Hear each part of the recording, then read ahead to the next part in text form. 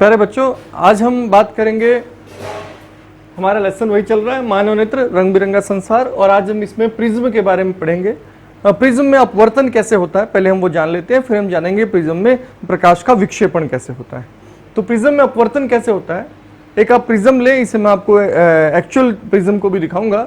लेकिन जब हम एक प्रिज्म लेते हैं और प्रिज्म पर प्रकाश की किरण डालते हैं, तो यह एक प्रयोग है जिसे आप प्रयोगशाला में कर सकते हैं। एक प्रिज्म पर जब हम प्रकाश की किरण डालते हैं तो वो अपवर्तित हो जाती है। अब देखेंगे तो उसे किरण को बिल्कुल सीधे जाना चाहिए था, सीधा जाना चाहिए था प्रिज्म के ऊपर, लेकिन वो मुड़ जाती है और मुड़ने के बाद आपतित होकर बाहर निकलती है अपवर्तन के बाद। तो अगर हम इसे पढ़ना चाहें तो हम देखो, ये किरण जो है ना, ये किरण प्रिज्म पर गिर रही है। पहले हम प्रिज्म के बारे में पढ़ लेते हैं। प्रिज्म क्या है? प्रिज्म में 3 फलक होती हैं, इस तरह से 3 फलक होती हैं, एक त्रिभुज बना देती हैं तीनों आपस में जुड़कर। अगर हम प्रिज्म को किनारे से देखें तो उसमें इस तरह से हमें किनारे से प्रिज्म के अंदर एक आयत नजर आती है। इस तरह से प्रिज्म साइड से दिखाई देगा आपको। तो यह आयताकार 3 सतहें हैं जिनको जोड़ा गया है, इनसे एक प्रिज्म बन जाएगा और 2 साइड जो है उसकी ट्रायंगल होती हैं। ये जो फलक जब जुड़ते हैं आपस में, पार्श्व जो 2 साइडें हैं जुड़ जाती हैं, तो ये जो कोण बनता है, इस कोण को हम प्रिज्म कोण कहते हैं। इस कोण को हम प्रिज्म कोण कहते हैं। इसी के आधार पर हम डिसाइड करते हैं कि प्रिज्म में कितना अपवर्तन होगा। अब हम एक प्रिज्म जो हमारे सामने है, इसका एग्जाम्पल लेकर हम पढ़ते हैं कि इसमें अपवर्तन कैसे हो रहा है। यहां आप क्या देखते हैं कि एक PQ किरण प्रिज्म पर गिरती है। अब क्योंकि ये प्रिज्म पर आकर गिर रही है, इसलिए इस किरण को हम बोलते हैं आपतित किरण। क्या बोलते हैं? आपतित किरण।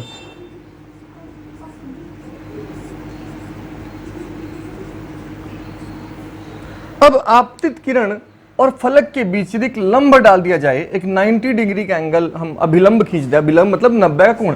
आप इस कोण को देखिए, ये जो कोण है ये 90 डिग्री का है। तो अगर हम एक 90 डिग्री का कोण के साथ एक अभिलंब खड़ा कर दें जिसका एक कोण 90 बनता हो, तो आपतित किरण के साथ अभिलंब जो कोण बनाएगा, इसको हम बोलते हैं आपतन कोण। तो आप देखिए, सबसे पहले एक किरण आकर गिरी, इसको बोलते हैं हम आपतित किरण। और ये जो कोण बना है, ये जो कोण बना है कोण I, इसको हम बोलते हैं आपतन कोण। अब प्रकाश की किरण को कैसे जाना चाहिए था? प्रकाश की किरण को सीधे जाना चाहिए था, इस तरह से। सामान्य मामलों में तो ये सीधा जाना चाहिए था इसको।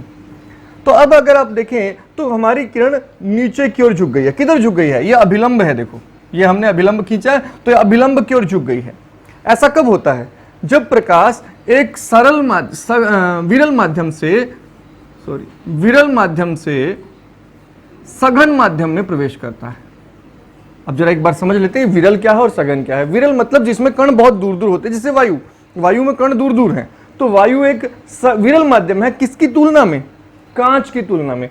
तो वायु अगर विरल है, किसकी तुलना में?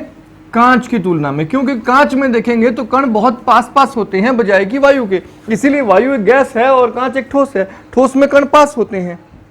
तो वायु विरल है कांच से।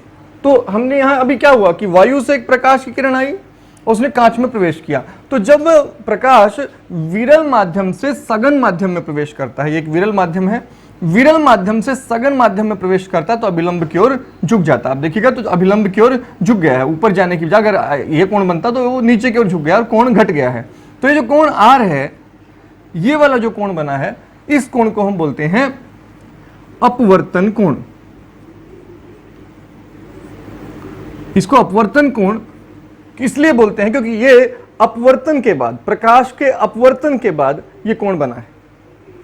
अब प्रकाश की किरण बिल्कुल सीधी गई और यहां से बाहर की ओर निकल गई। अब जहां से ये निकली है, क्योंकि इसका निर्गम हुआ है, निर्गम मतलब निर्गम हुआ है, तो यहां जो कोण बनेगा, ये वाला कोण E, इसको हम बोलते हैं निर्गत कोण। जब आपतन कोण, आप देखिए आपतित किरण अपवर्तित हुई, तो यहां ये प्रकाश की किरण सीधी जाने की बजाय डिफ्लेक्शन हुआ है, नीचे की ओर झुक गई है, और यहां डिफ्लेक्शन कितना हुआ है, इसे बिल्कुल सीधा जाना था जबकि ये इस एंगल पर गई है प्रकाश निकलने के बाद। तो यहां ये जो कोण बना है ये दिखा रहा है कि कितना डिफ्लेक्शन हुआ, यानी कितना आपतन हुआ है कुल। तो ये इतना विचलन है, विचलन है। तो इसलिए इस डी को हम क्या बोलते हैं, ये जो डी कोण है ये है विचलन कोण, कि कुल कितना प्रकाश विचलित हुआ जब प्रिज्म से गुजरा। तो ये जो कोण बना है ये कोण बना है विचलन कोण। तो हमने अभी देखा प्रकाश के किरण जब प्रिज्म के एक फलक पर टकराई तो वो जैसे प्रकाश के कांच के अंदर प्रवेश करेगी तो अभिलंब की ओर झुक जाएगी। तो ये जो कोण बनेगा, ये जो कोण बन रहा था जिस कोण से वो टकराई थी, ये कोण तो था आपतन कोण। इसके लिए हमें क्या करना होगा, एक अभिलंब खींचना होगा। अभिलंब खींचने का सबसे आसान तरीका कि वो फलक पर 90 डिग्री का कोण बनाएगा। तो इधर हम कोण देखें तो ये कोण क्या है, ये कोण है आपतन कोण। फिर वो प्रकाश अंदर जब प्रवेश करेगा तो अपवर्तित होगा।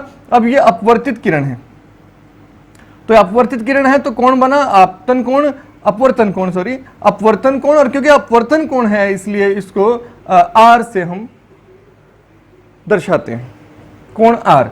अब इसके बाद हम देखें तो प्रकाश किरण को सीधा जाना था, लेकिन जब वो प्रकाश से निकली तो जो प्रिज्म से निकली तो वो इस कोण पर निकली है, इसलिए ये जो कोण बना ये कोण है विचलन। इतना विचलित हुई है, इधर जाना था और इधर चली गई तो ये विचलन था। अब जितनी विचलित हुई है उसको कोण डी डिफ्लेक्शन कोण बोलते हैं। तो ये है विचलन कोण और ये हमारा है प्रिज्म कोण। और ये क्योंकि निर्गत जब हुई तो जिस कोण पर बाहर निकलती है इस कोण को हम बोलते हैं निर्गत कोण। तो हमने देखा कि जब प्रिज्म के ऊपर प्रकाश पड़ता है तो वह अपवर्तित होता है और अपवर्तित होकर एक अलग कोण पर प्रिज्म से बाहर निकलता है। अब देखिए अगर प्रकाश सीधा जाता तो बिल्कुल ऐसा जाता, जबकि प्रिज्म ने इसको मोड़कर ऐसे कर दिया। तो ये जो हमारा था प्रिज्म में अपवर्तन के बारे में हम पढ़ा। अब हम पढ़ेंगे प्रिज्म में विक्षेपण के बारे में। तो अब हम पढ़ रहे हैं प्रकाश का विक्षेपण। प्रकाश का विक्षेपण क्या है? प्रकाश का विक्षेपण, जब प्रकाश जो है प्रिज्म के एक फलक पर पड़ता है और प्रिज्म में से गुजरता है तो जब उससे बाहर निकलता है तो वो 7 अलग अलग रंगों में बंट जाता है। इसे हम प्रकाश का विक्षेपण कहते हैं। प्रिज्म सिर्फ इसी तरह का नहीं हो सकता, हमारे प्रिज्म बहुत तरह के हो सकते हैं, लेकिन प्रयोगशाला में क्योंकि हम ऐसा ही प्रिज्म इस्तेमाल करते हैं इसलिए हम इसे एग्जाम्पल के रूप में ले रहे हैं। हम इसी के द्वारा प्रयोग जो हम करते हैं हम उसी का उदाहरण ले रहे हैं। तो यहाँ प्रिज्म जो है आप देखें तो जब प्रिज्म पर प्रकाश पड़ता है और जब उसके अंदर से गुजरता है तो वो टूट जाता है, 7 रंगों में विभक्त हो जाता है। यह सबसे पहला प्रश्न ये उठता है दिमाग में कि 7 रंगों में क्यों टूटता है, ये प्रिज्म में ऐसा क्या है, या ऐसा क्यों होता है कि प्रकाश अपने 7 रंगों में विभक्त हो जाता है जबकि सामान्यतः ऐसा नहीं होता। तो सूर्य से जो प्रकाश आता है वो श्वेत रंग का होता है। अब होता क्या है, मैंने बताया था अभी आपको कि जब प्रकाश विरल माध्यम से सघन माध्यम में प्रवेश करता है तो उसकी गति कुछ कम हो जाती है, धीमी हो जाती है। अब ये जो है जब इस एंगल पर होता है तो ये अपवर्तित होता है। इस अपवर्तन का कोण अलग अलग रंगों के लिए अलग अलग है और उसकी गति भी भिन्न भिन्न है। तो ये गति भिन्न भिन्न होने की वजह से ये आगे बढ़ता है और जब वो मुड़ता है तो ये मोड़ के बाद ये प्रकाश के रंग एक दूसरे से दूर हो जाते हैं और इस तरह प्रकाश विभक्त होकर 7 रंगों में बाहर दिखाई देता है। ये उनकी प्रकाश की अलग अलग प्रकाश के अलग अलग तरंगदैर्घ्य और उनके अलग अलग गति के कारण ऐसा दिखाई देता है। ऐसा तब भी होता है जब बरसात के बाद हम इंद्रधनुष को देखते हैं, हालांकि हम इंद्रधनुष को बिल्कुल अलग से पढ़ेंगे, लेकिन यहां हमने देखा कि वो 7 रंगों में विभक्त हो जाता है। ये 7 रंग कौन से हैं? ये 7 रंग हैं, इसको याद रखने के लिए अंग्रेजी का एक वर्ड यूज करते हैं, विबग्योर।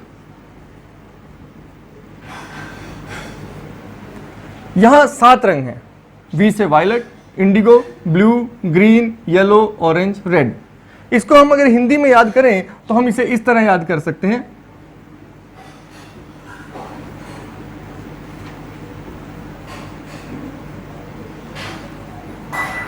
तो अगर हम ये वर्ड लिख दें तो हमें पूरा याद हो जाएगा कि 7 क्रम कौन से हैं। वर्ण क्रम बोलते हैं इसको, क्योंकि रंगों का एक क्रम रहता है और जो 7 रंगों का क्रम बनता है इसको हम वर्ण क्रम बोलते हैं। तो यहां है बैंगनी, जामुनी, नीला, हरा, पीला, संतरी और लाल। तो ये 7 रंग हमें दिखाई देते हैं, इसको हम बोलते हैं वर्ण क्रम, रंगों का क्रम, वर्ण क्रम। क्योंकि जब भी प्रकाश विचलित, सफेद प्रकाश जब प्रिज्म से गुजरता है तो एक निश्चित पैटर्न में हमें 7 रंग दिखाई देते हैं और ये वो 7 रंग हैं जिसे हम विबग्योर के रूप में याद कर सकते हैं, violet, indigo, blue, green, yellow, orange, red, या फिर अगर आप हिंदी में याद करना चाहें तो आप इसको बेजानी हप्पी सला के नाम से भी याद कर सकते हैं। इसमें होगा बैंगनी, जामुनी, नीला, हरा, पीला, संतरी और लाल। तो इस तरह आप इन्हें याद कर सकते हैं। और इसके बाद हम बात करते हैं कि कैसे, ये हमने प्रकाश के विक्षेपण में पढ़ा, लेकिन एक बात और आपको मैं बता दूं कि यदि इस प्रकाश, हमने अभी पढ़ा कि जब प्रिज्म के एक फलक पर प्रकाश पड़ता है तो वो 7 रंगों में विभक्त हो जाता है। लेकिन जब ये निकला जो प्रकाश हमारा, यदि इसे फिर से एक प्रिज्म पर डाल दिया जाए, एक और प्रिज्म से टकराया जाए, तो होगा क्या कि फिर से वापस जुड़ जाएगा और ये एक श्वेत प्रकाश के रूप में बाहर निकलेगा। ये प्रयोग हमें ये प्रमाणित करता है, मैं आपको चित्र द्वारा इसे दिखाऊंगा। ये प्रयोग इस बात को प्रमाणित करता है कि सूर्य के प्रकाश से ही 7 रंग बने हैं। कुछ कभी कभी हमें कंफ्यूजन हो सकती थी कि भाई ये 7 रंग असल में सूर्य के श्वेत प्रकाश से ही निकले हैं या नहीं निकले हैं, लेकिन वास्तव में इसका एग्जाम्पल हम देख सकते हैं कि जब ये निकले तो ये वापस जुड़कर भी दोबारा से फिर से श्वेत प्रकाश बन जाते हैं। तो इसलिए ये प्रमाणित करता है कि सूर्य का प्रकाश 7 रंगों से बना है और ये 7 रंग वापस मिलकर श्वेत बन सकते हैं। तो हमने यहाँ जाना प्रकाश के विक्षेपण के बारे में, और अब हम अगला जो पढ़ेंगे वो पढ़ेंगे कि इंद्रधनुष कैसे बनता है। तो हम बात कर रहे हैं इंद्रधनुष के बारे में। इंद्रधनुष आप लोगों ने अक्सर आसमान में बनते देखा होगा, और अगर आप याद करें तो ये कब बनता है? ये बनता है वर्षा के तुरंत बाद। ऐसा क्यों होता है, जरा इसे समझते हैं। अब वर्षा के बाद क्या होता है कि सारी की सारी बूंदें जमीन पर एक साथ नहीं गिर जाती, बहुत छोटी छोटी बूंदें हवा में टंगी रहती हैं। ऐसा आपको किसी झरने के पास भी दिखाई देगा। झरने के पास लगातार क्योंकि पानी गिर रहा है तो बहुत सारा वाष्प, जल वाष्प की बड़ी बड़ी बूंदें, जल की बहुत बड़ी बड़ी बूंदें वायु में लटकी रहती हैं। ऐसा ही ठीक वर्षा के बाद होता है। बिल्कुल एकदम जैसी वर्षा बंद हुई तुरंत आपको इंद्रधनुष दिख सकता है, अगर उसके तुरंत बाद सूर्य निकल आए तो होता क्या है यहाँ इंद्रधनुष में कि जैसे ही बरसात बंद हुई तो सूर्य की धूप निकलती है, तो सूर्य का प्रकाश जो है वो बूंदों पर पड़ता है।